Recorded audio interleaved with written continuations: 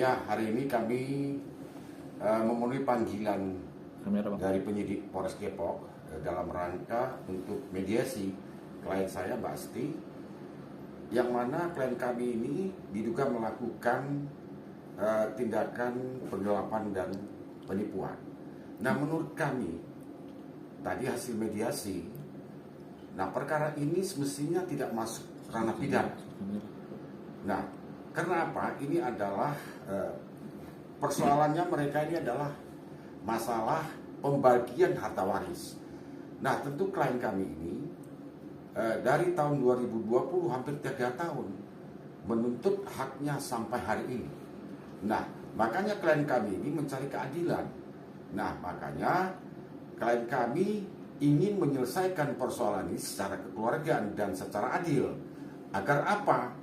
Yang mana hak ahli waris itu bisa diterima oleh Mbak Asti ini secara benar, secara jujur. Ini yang diinginkan klien kami.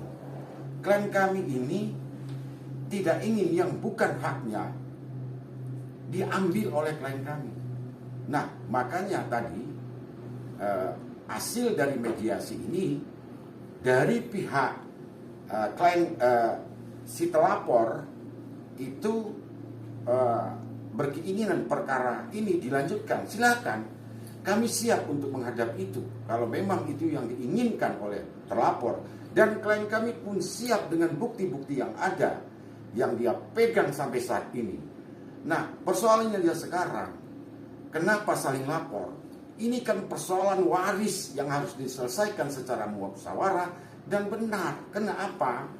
Tentu kita memahami juga dalam hukum Islam bahwa harta waris itu jika diambil dengan tidak benar, apalagi menzolimi klien kami, haram hukumnya.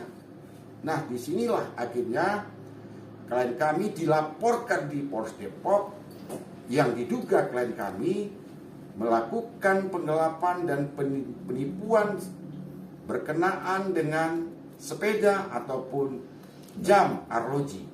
Setelah kami pertanyakan dengan klien kami sendiri tidak mengerti apa yang dilaporkan oleh terlapor, masalah jam dan masalah sepeda. Nah, disinilah kami akan melakukan upaya hukum apapun untuk pembelaan terhadap klien kami. Sampai kemanapun akan kami kejar mencari keadilan. Nah, dengan demikian klien kami tetap dengan pendiriannya bahwa itu adalah hak waris yang harus diperjuangkan karena klien kami masih mempunyai anak kecil. Nah, inilah seorang ibu yang memperjuangkan hak-hak untuk anaknya. Nah, maka hari ini klien kami coba melakukan untuk musyawarah pada hari ini di Polres Depok. Tetapi itu gagal kami lakukan. Dan mereka mengatakan bahwa akan melanjuti. Menurut kami ini adalah perkara perdata. Tidak ada unsurnya perkara pidana. Ini menurut pandangan kami. Demikian. Kalau masih bisa ceritakan kronologi seperti apa sih, Mbak? Bisa dibilang perebutan ya, warisan seperti apa, Mbak? Bismillahirrahmanirrahim. Assalamualaikum. Agak kecil dikit, Mbak. Bismillahirrahmanirrahim. Assalamualaikum. Terima kasih kepada kerabat media. Saya Asti Banuarti. Saya selaku istri dari almarhum suami saya, Insinyur Haji Supriyatno, yang dimana masa hidupnya dia anggota DPR dari Komisi 11. Kronologi dari peristiwa ini bermula dari meninggalnya almarhum, bahwa setelah meninggal almarhum saya mendapatkan begitu banyak tekanan, seperti ada laporan pertama, mohon maaf ini sudah laporan ketiga kali. Pertamanya saya dilaporkan dengan dalil yang sama, pencurian dalam keluarga motor Harley suami saya gitu, dimana itu pun menurut saya masih ada hak saya di dalam situ. Naik sidik lagi gitu, ini juga yang terakhir kembali lagi naik sidik lagi dan menurut saya itu tidak adil ya. Ini menurut saya sungguh sangat membuat saya tertekan selama 3 tahun dan saya tidak mendapatkan hak-hak yang seharusnya saya dapatkan. Itu dilaporkan oleh siapa, Mbak? Oleh anak tiri. tiri saya. Berarti anak yang dari yang isi pertama itu ya? Bahwa yang mesti diketahui ada yang ikut andil dalam masalah ini gitu.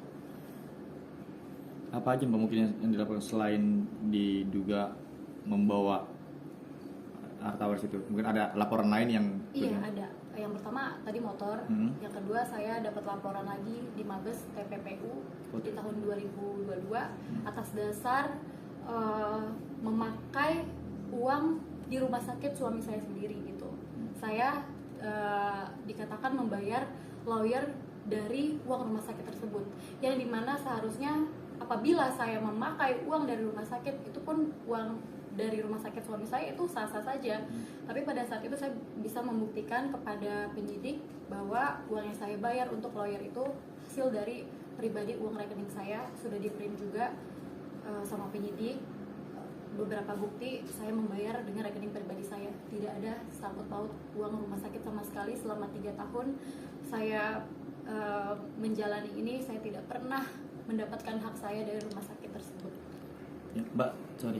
Tadi kan Mbak menyebutkan bahwa dilaporkan oleh anak tiri dari almarhum ya.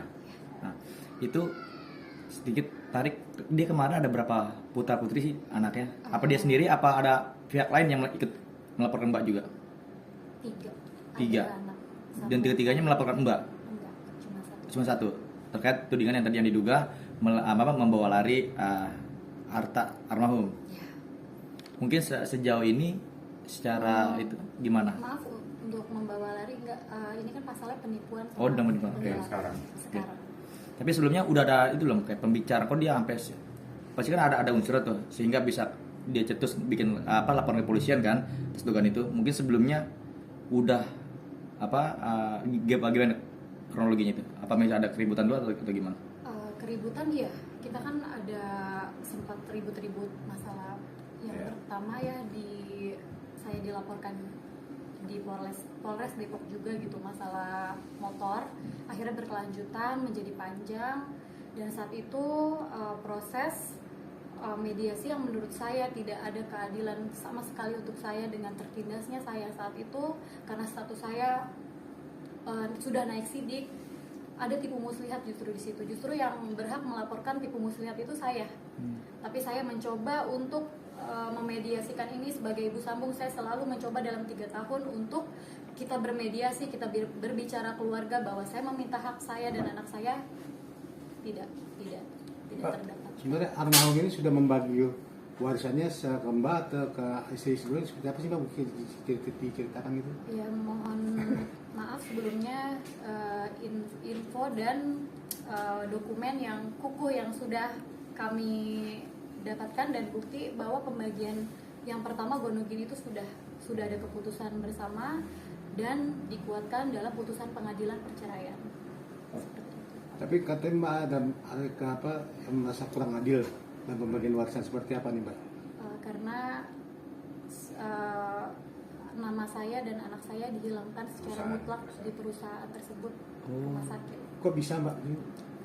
Dengan pertama itu ada laporan dari Polres Depok di mana saya buta hukum saat itu. Saya tidak mengetahui apa yang terjadi, saya tidak tahu bagaimana harus menghadapi ini, dan tipu muslihatnya adalah saat itu rumah sakit dinilai 9 miliar ya. Pembagian untuk ini. Pembagian untuk apresialnya mereka membilang 9 miliar. Boleh dicek sekarang gitu berapa. Dan saya disuruh menandatangani beberapa akte perdamaian, ada 3 akte, dan itu saya tidak boleh membahas sama sekali kepada kuasa hukum ataupun kerabat, bahkan saya harus bertanda tangan di hari itu juga. Mbak, isinya dibaca nggak isinya di dalam surat pernyataan tanda tangan itu, dibaca nggak isinya? Mungkin apa sih, ingat nggak?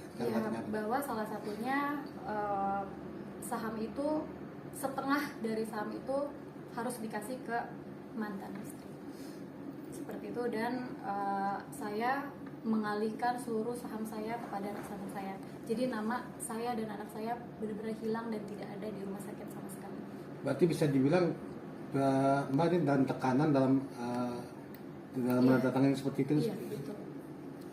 Karena juga ada ancaman tadi ya, laporan. Iya, ada laporan, bukan ancaman karena memang laporannya sudah terjadi dan sudah naik sidik. Saat itu saya dilaporkan pencurian dalam keluarga.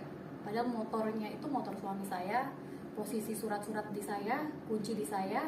Saya memindahkan dari rumah kami di Depok, saya pindahkan ke Cilandak. Itu masuk ke dalam pasal pencurian dalam keluarga dan naik sidik. Pada dasarnya surat-surat dan kunci di saya, dan saat itu saya hanya memindahkan untuk membawa ke bengkel karena posisinya sudah mati. Memang di dalam hal Mbak Asti ini kan memang dia ini sudah cukup lelah ya, tetapi apapun itu dia tetap mengusahakan, dalam arti musyawarah tadi gagal. Nah tentu Mbak Asti ini merasa hak-haknya itu yang dia belum dapati, ya kan?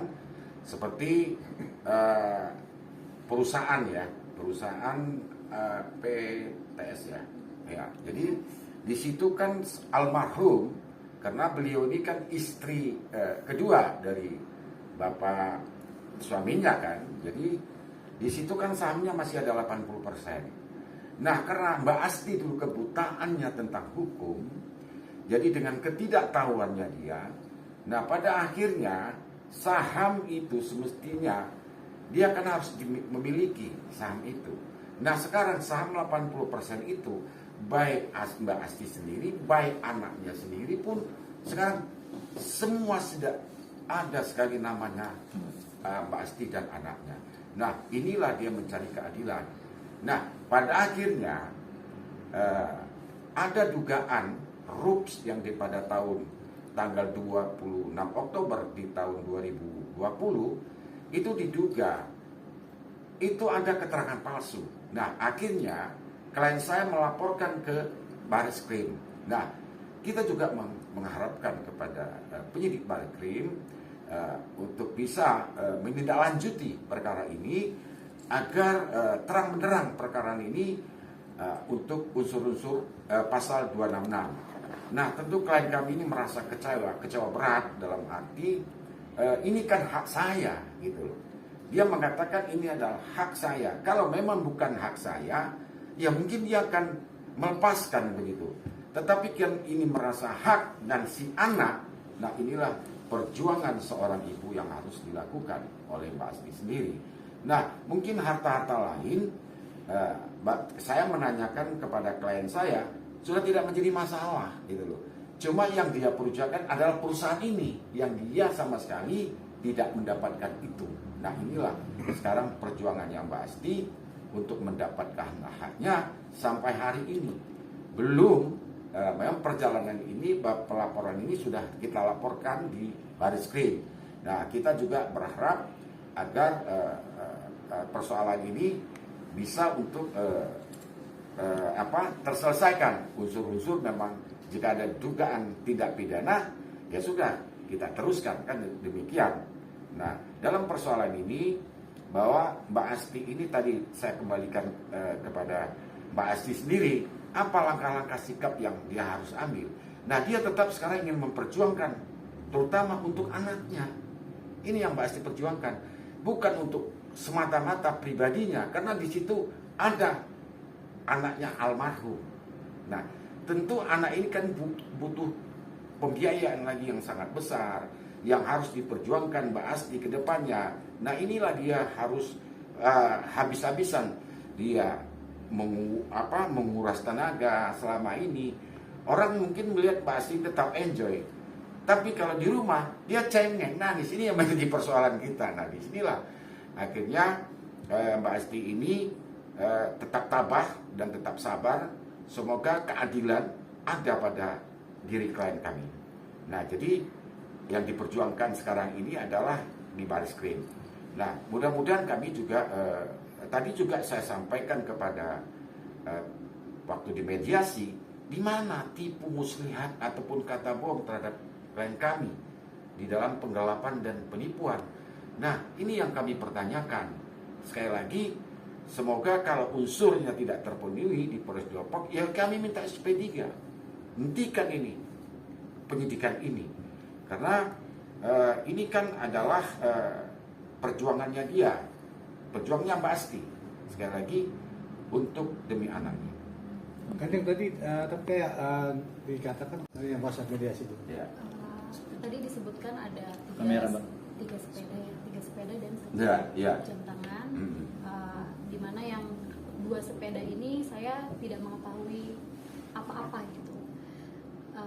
Barang suami, cuman saya tidak mengetahui posisi tepatnya di mana dan dituangkan dalam akte tersebut dan saya suruh ditandatangan. Untuk jam sepeda yang satunya, sepeda Brompton itu milik pribadi saya sendiri, yang dimana semua tahu itu punya saya membelinya dengan sendiri, banyak bukti, ada buktinya juga. Dan satu lagi jam tangan itu milik mutlak suami saya, belinya pun bersama saya pada saat kami menikah. Padahal sepeda itu dia ada bukti pembelian di Surabaya. Dia beli COD berapa? 60 juta ya? 60 juta. 60 juta. Sama teman saya. Nah itu pun dilaporkan. Nah ini halu di pelapor ini. Ya kan demikian itu. Ada bukti pelaporan. Sedangkan saya tanya Mbak Asti, Mbak Asti ngerti nggak sepeda tersebut? Saya mana tahu itu sepeda. Saya tidak sampai sekarang tidak tahu itu sepeda. Begitu juga dengan jam. Nah itu dia bisa buktikan fisiknya apa dia yang melaporkan. Nah ini kami kira mengada-ngada ini laporan ini, Bukti gitu loh. kepemilikan. Ya itu pemilikannya apa, gitu loh. Ya kan. Sedangkan Mbak Asti ini ada juga ya, mungkin dari pemikiran beberapa masyarakat, mungkin pikiran orang bahwa Mbak Asti ini dengan almarhum ini dikasihin, buktikan bahwa dia bukan dikasihin. Ini surat nikah. Tahan, Mbak. Tahan. Ya. Tengah dulu. Ya kan ini surat nikah. Tahan. Berarti nikah resmi lagi. Iya nikah resmi nih. Ya kan?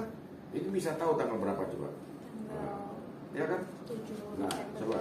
Nah, ini kan nama suaminya. Jadi pasti di resmi negara. Ada juga orang yang mengatakan ya, Mbak Asti ini dikasih ringan aman. Banyak. Iya kan? Ini faktanya dia nikah resmi. Gitu. Tahan, Mbak. Kan kasihan kan orang nikah resmi dibilang nikah bawah tangan. Nah inilah. Nah ini makanya faktanya bahwa dia nikah resmi dan nikah negara. Tahan. Oh nikah resmi berarti ada diatur juga undang-undang warisnya juga kan yang Iya dong, ya kan? Oke. Oke. Ya, tadi termasuk kembali lagi tentang saham sebenarnya nilainya berapa?